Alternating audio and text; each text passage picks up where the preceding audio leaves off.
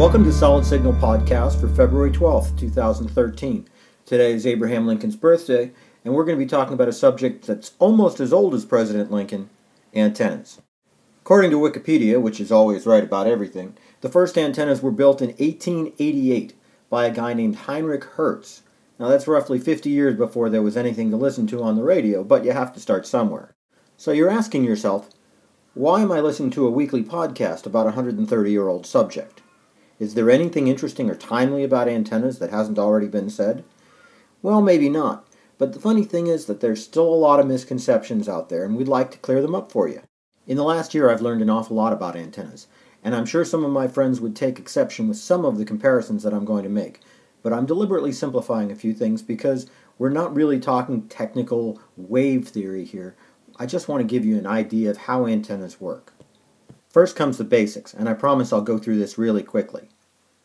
Everything wireless, whether it's Bluetooth, Wi-Fi, radio, television, everything, is made up of radio waves. Radio waves are electricity. So, what do we know? How scary is this? There's tons of electricity flying through the air all the time. Luckily, most of it is a level about a millionth of a volt or something around there, so you don't have to worry about it. I mean, if you think about it, it's been there your whole life, hasn't hurt you yet. It helps me to think of an antenna as something like a net. It captures these radio waves as they're flying through the air. Once they're captured, you can do anything you want with them. You can amplify them, you can decode them, anything. The important thing is that the net is the right size. It has to be big enough to capture the waves, and the holes in it have to be small enough so that the waves don't fall all the way through. Again, I know some of my RF engineer friends are going to cringe at this comparison, but it's just kind of simplifying it. I mean, think about it this way, looking at it from a net point of view.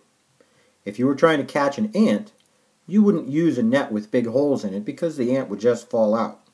On the other hand, if you were trying to catch a bear, and I do not recommend this, by the way, you would use a net that had big holes in it because you wouldn't want the bear to suffocate when you did capture him. Now, antennas also come in different sizes. If you've got a TV antenna on your roof, you might notice that the elements, the little horizontal bits, come in different sizes. Those are actually different nets. Each one is actually a different antenna, and the whole thing is designed to capture all of the frequencies that are used in television broadcasting. That's right, frequency is a measure of the size of the net that you need to capture it. Again, sorry RF engineers. One other little bit.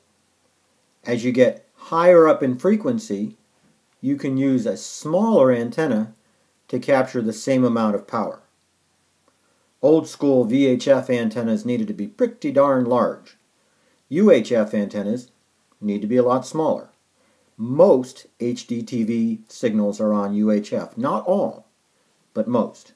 Somewhere along the line you've probably figured out that radio antennas don't need to be that complex. They're just one big metal stick.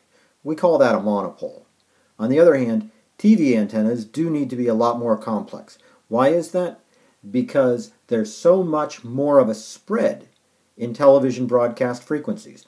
Radio frequencies are all stuck really close together. TV frequencies are spread way out because TV carries a lot more information than radio. A picture is worth 1,000 words, and it takes about 1,000 times as much space to make it happen, too. Let's talk about selecting a TV antenna. The most important thing you need to know is there's no such thing as an HD TV antenna, a digital TV antenna, nothing like that. An antenna's an antenna. Broadcasting is broadcasting. It doesn't matter if it's high definition or digital or whatnot. In fact, I'll tell you, the TV antenna that I've got on my roof, which works perfectly by the way, is about 40 years old. Digital TV wasn't even a thought at that time. Now if you want to take the easy way out, go to solidsignal.com and you can click a link at the top, fill out everything that you know about your location, and we'll recommend an antenna for you. But if you're curious about what steps we use to recommend that antenna, I'm going to tell you. We look at 3 features. First of all, do you need VHF broadcasting? I'll explain that in a minute. Second of all, how far away are you from the broadcast towers? And third of all, are there any sort of obstructions in the way? We say obstruction, easier word is hill, building, that sort of thing. That's an obstruction. Kobe Bryant is also an obstruction if he stands close enough to your house. When TV went digital in 2009, The idea was that all channels were going to be in that UHF band that used to be used just for, channel 13 through 69. Unfortunately, that didn't work out that way, and a few channels did stay down in the VHF band. You might not know if your local channels are on the VHF band, and the easiest thing to do is go to tvfool.com or something like that, and it will give you a list of the real frequencies that are used for every channel. I say real frequencies because just because you call it Channel 7 doesn't mean it's really on Channel 7, and that's a subject for another podcast. Now, the most important measure is probably distance from the towers. Why? Well, I could bore you with a bunch of mumbo-jumbo, such as the inverse square of the radiated power logarithmic multiplied by E, but forget about that. Most important thing is the further away you are, the more antenna you're going to need. Simple as that. We also ask about how high your house is and if there are any obstructions, because radio waves don't travel as well through dirt or through Kobe Bryant as they do through open air. So anything between you and those towers is going to mean you're going to need a bigger antenna or possibly put that antenna on a tall mast. TV antennas come in all shapes and sizes.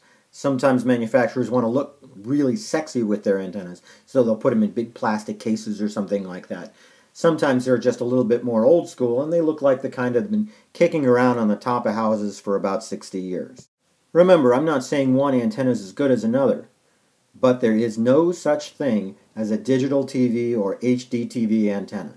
That's marketing doublespeak, and if you have an antenna, it might just work for you. It doesn't matter if it's as old as your grandfather. Trust me. If you do find that you need an antenna for over-the-air reception, well, naturally, we would appreciate if you check out solidsignal.com. They subsidize this podcast and pay my salary. That's about all the time that I've got for today. In a future podcast, we'll talk about why you might want to use an antenna instead of using cable or satellite. Until then, have a great day.